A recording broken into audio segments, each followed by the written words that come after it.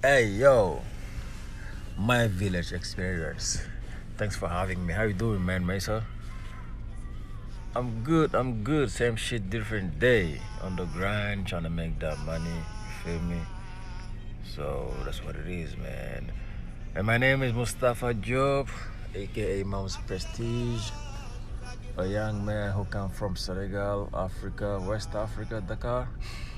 Um, I grew up in Senegal, Dakar, until the age of 14, 15, and I moved to Canada with my family in September 2004.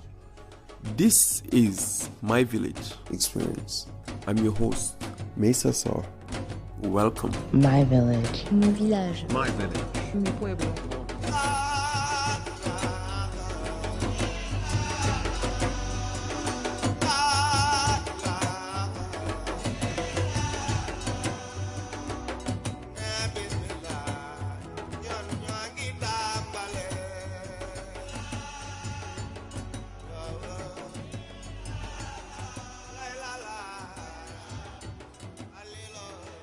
Um,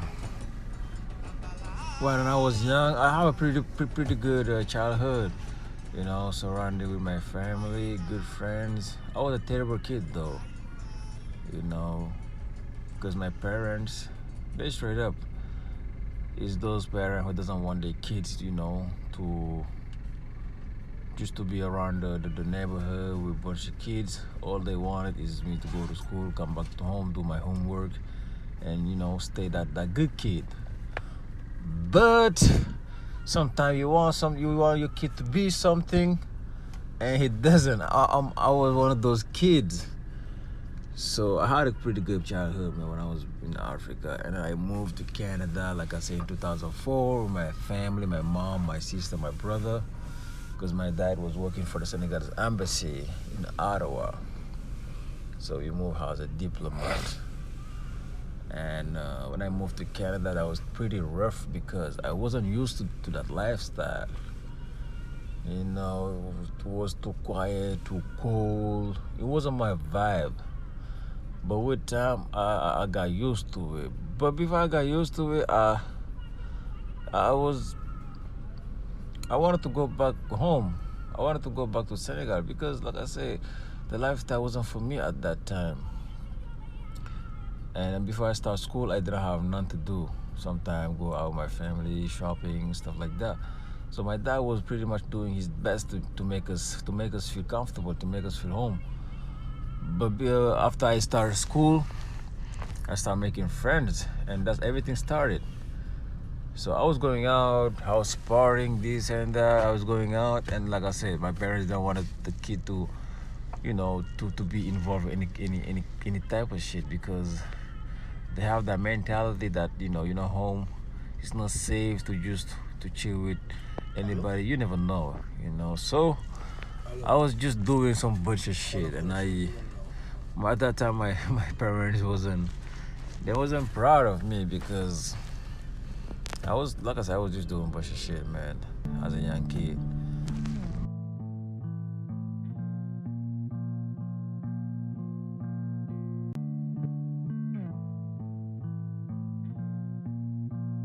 And once again, I always had a pretty much a good time when I was young, and pretty much all the time because I got a good vibe, I got positive energy. So, and no matter what I was doing, I was trying to keep my head, like I was trying to do the thing good, the right thing.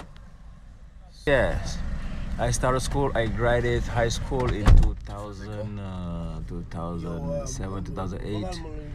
And I went to college. So when I was in college, I was taking traveling and tourism.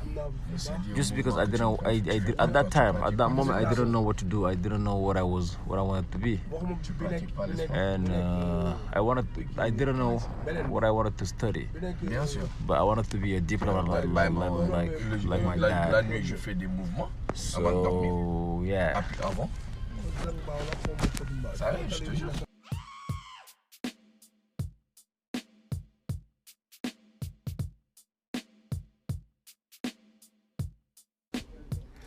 So yeah, that being said, I wanted to be a diplomat like my father, but I still want to be, but I just have to do my thing until whatever happen. Because like we said, what meant to happen will happen. So yeah, so I went to college, yeah, from 2007, 2008 until 2000.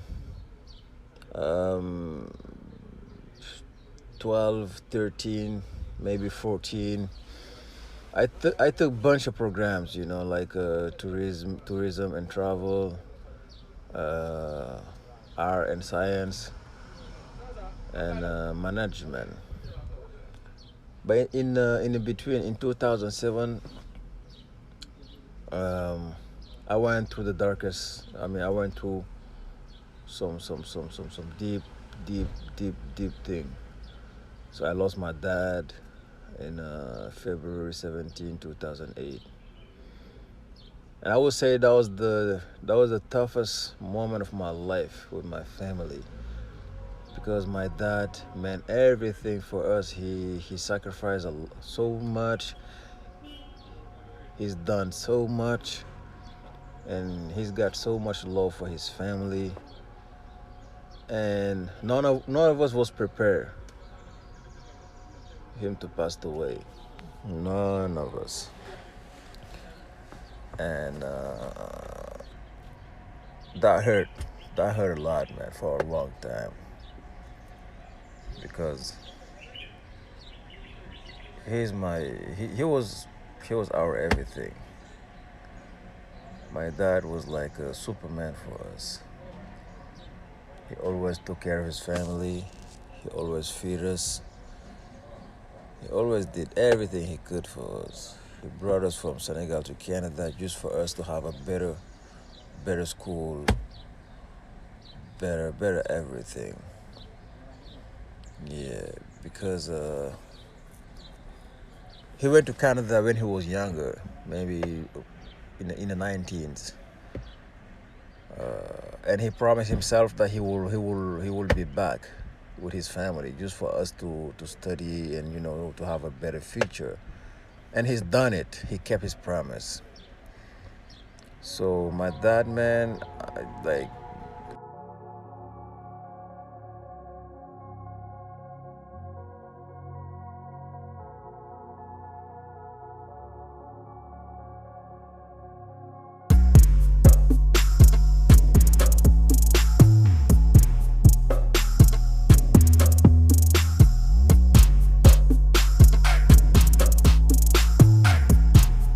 life did not mean anything for me at that moment, at that period, at that time.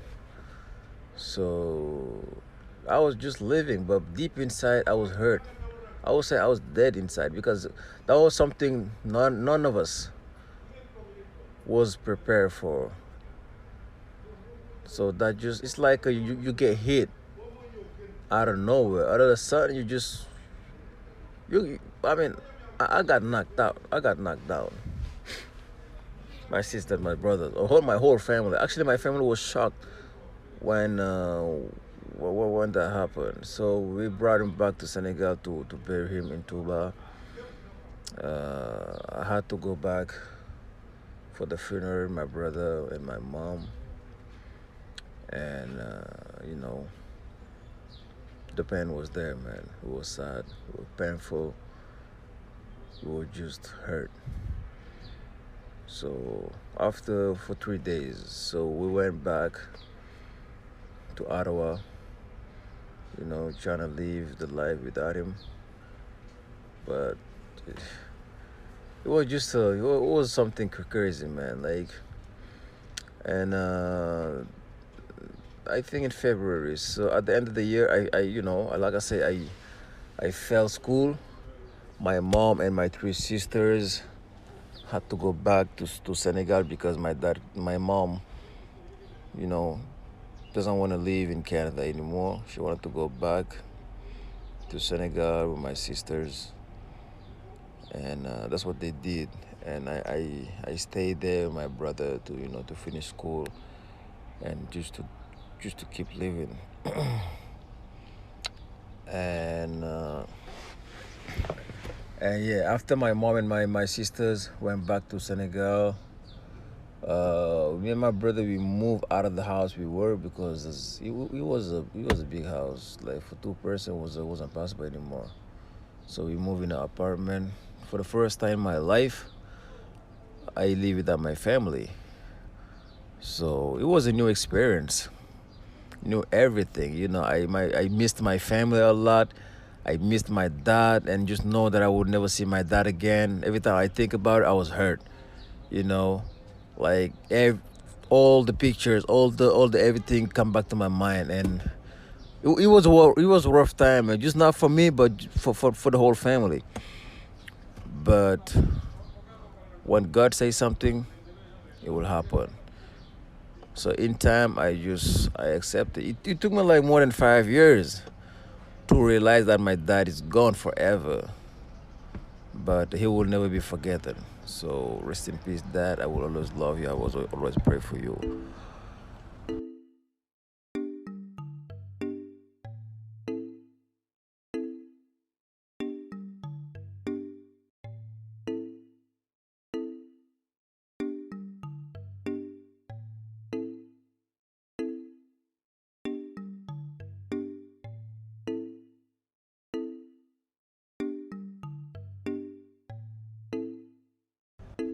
I was trying to get back. I was trying to get back on track, you know, for my thing. And I had I had a bunch of good friends around me. Like shout out to Papa Ali, shout out to Matarlo, and shout out to my brother and his wife Pujara, and shout out to my whole family, my mom, my sisters, and my cousin, everything. So yeah, well, Canada, man, I had a good experience in Canada. I was young. I learned a lot. I experienced a lot in Canada. So shout out to Canada. Shout out to people in Canada for the love, for the experience, for everything. I will really appreciate you. Now I'm back to Africa and just trying to make it through.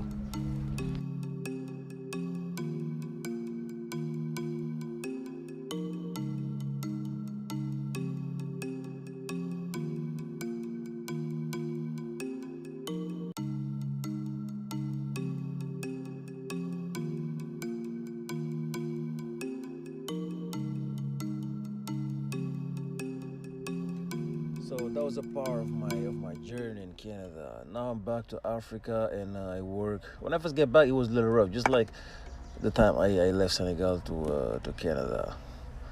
Now I'm back. I work in the port of Dakar as a translator for the Chinese. They have a fishing company, so I do every translating between the Chinese and the Senegalese and all of that. Not in Chinese, in English though. It's a pretty much interesting because you get to know people, you get to know a lot of things, man. So that's the thing, man. And these Chinese, bro, all they know is work. So you doing a million things at the same time, under pressure, everything. But guess what? We ain't scared about nothing about that, man. Like work, work, work. Try to make that money. Just I don't know. Just keep your life busy. So that's what I've been doing. It's been a year. It's been a year now, and I'm still on it. And on the side, you can just do your own thing. Because me, I'm the type of guy who I'm just independent. Like sooner or later, I'll be running my own shit, and that's the main thing actually. Because right now, in this world, as long as you do something, you gotta think about do your own thing, trying to be independent, trying to create something. So that's what I'm gonna do. you know. And I don't know if you remember you, bro. Like it's been the last time you came in Senegal was 2 years ago. 2 years ago. I don't know when you're coming back, but like I've been telling you, you have to come back, man, because we still have a lot of things to do.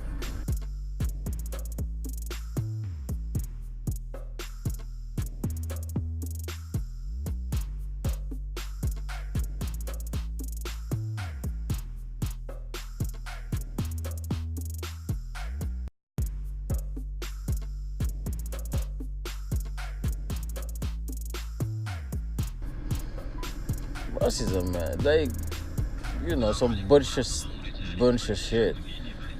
And to me, those racist people, man, they just immature in the head, or they just not okay in the head, because we all bleeding the same thing. We all like going through some. We living the pretty much the same life, different life, but same pain, like and violent. Like we're getting more and more and more violent. We are like we hating each other right now. We're killing each other. We're hurting each other. Like jealousy taking over everything. And people are, when someone seeing you like trying to make it, right away he's gonna get jealous. So in the head, I think he's like, this guy is getting, he's on his way to make his life, and I'm not. So what can I do to stop him, so we can be in the same situation? And that's just bad, man. Like you should fucking trying to do the same thing to move forward, not trying to stop him. I think that's those two social right now, like the biggest issue we have in the world, like violence. And when I talk violence, is religion. People, they take religion as an excuse, or like the skin color, or money, or gas, or anything people can get. They will do anything to get it. If they have to kill, or if they have to hurt, they will do it. And that's some evil stuff, man. But you can live your life right, just doing the right thing. And I think that's something that most people should think about it. And the government should help their population to get a job, to just tryna, you know what I mean. So without help, nobody can do anything. We gotta help each other, man, because all this bullshit need to stop. Like we just need to open our eyes and just show some love, because without love, nothing is possible. If this war is still living, love keep the war alive. That's what I think. Anything else is bullshit for me, and I'm not into that. I'm not about that life.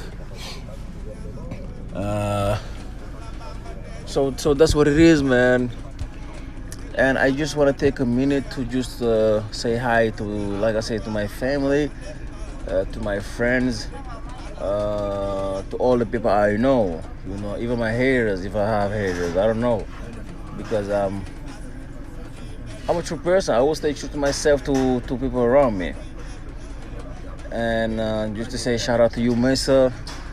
I know you since day one, and we've been through some good moment. Shout out to Serine Sheikh, shout out to my brother Babaka, my sister Maget, Adama, Daba, Bijou, Sayyidnabu, my brother Jupiter, my cousin Khadim, Bamba, Mojob, Maminde Diop, Dauda, Jili, Mamjara. Shout out to all those people. Shout out to my brothers Bokar, shout out to my brother Serine Chun, shout out to my brother Abdul and Julia Wood. You know what I mean?